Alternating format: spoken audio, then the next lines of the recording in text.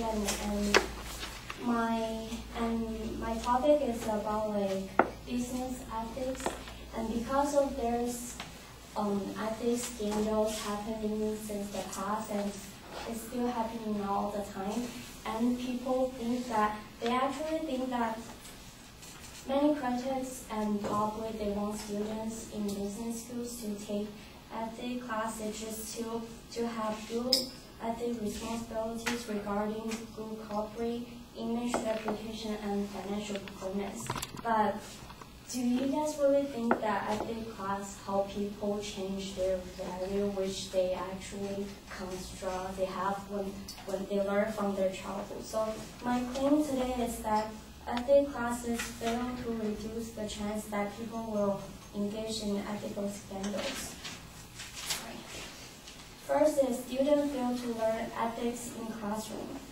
Okay, I got a source from this evolutionary behavioral scientist, and he's also a psychologist named Van Set, got PhD from Cornell University. He has an article, and he said that whether an individual is or is not ethical is largely determined by stable personality dispositions, and is certainly not affected by exposure or lack thereof to business ethics classes.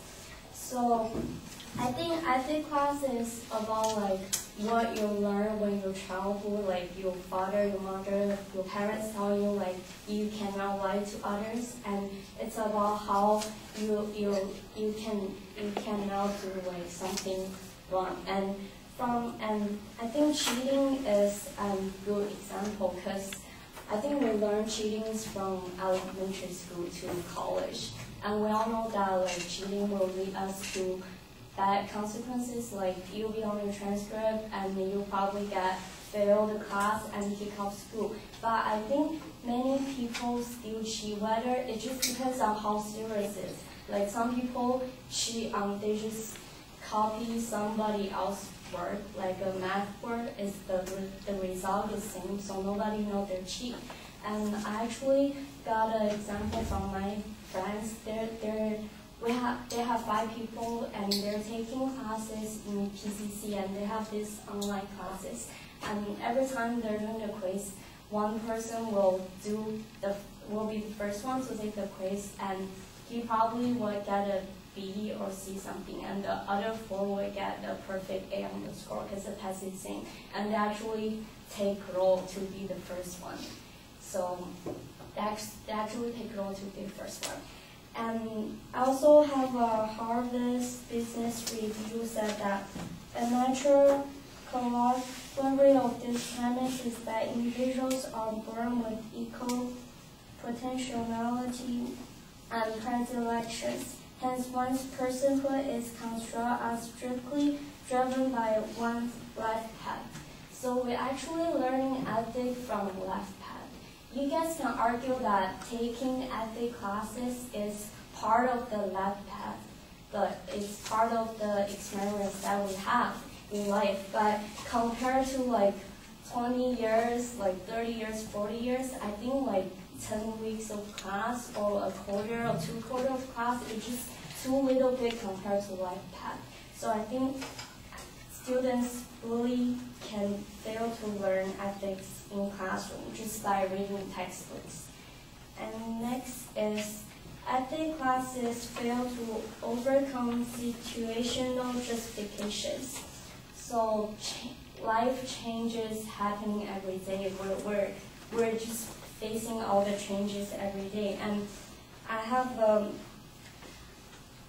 a psychologist named Carol Julian, who's the professor at New York University. She created a theory of ethics of care, and the theory proposed that ethical rules interact with situational variables in driving ethical decisions. What one sees as an ethical action varies as one's frame of reference varies. So we're making decisions depending on what the constitution around us. And every time we're taking choice and decisions, it depends on what's happening around us, about like situational variables. So there's a really classic example is how a father how a father steal unaffordable medication for a dying child. So people have been arguing for this question a long time, like, is it the right thing to do? Is it ethical or not? Because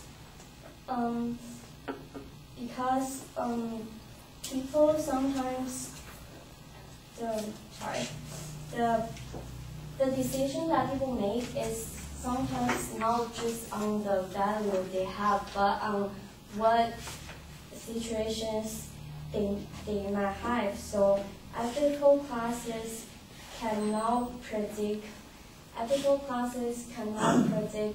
how, like, what people will face in the future. So if the consequences of not doing the unethical things will go against their values, will make it's bad. So they will go. So if the okay, I know it's confused. Sorry. I'll say it again. Sorry about that. So actually, the consequence of not doing the unethical thing, like if they're not doing it, they're not doing the bad things, then the consequences is just horrible for them. So even though they know the value, they know their value standards, they can't do that, but because of the constitution, because of the situation, they still have to do it. And the last one is ethics classes will fail to reduce individual cheating and improve collusions. I have an example for Enron scandals. Like, it's a famous company and they have false report on their financial status and they lie to the public. They have a healthy financial status, but they actually not, and which lead to bankruptcy. So there's about 40 people involved in this case and being convicted on trial. And this is an example of group collusions. Like, I don't think all the 40 people have really serious values or morals. Depending on this case, they want to lie to the public. But the thing is, the idea of following orders or the minority just accept what majority side, like, change the choice. So actually also have from Harvard Business Review said, like, a few famous studies here is when people are following orders of authority figures who ask them to act against their own values, most will do what they told. And the degree to which people are in a minority will conform to others' incorrect answers, even when they know them to be a lie. So for individual cheatings and group collusion will lead to the whole company fail, and it will affect other people's choice of not doing the right thing. Okay. So my conclusion is that ethics classes will fail to help people to reduce the chance to engage in scandals because there's, yeah, sorry, okay.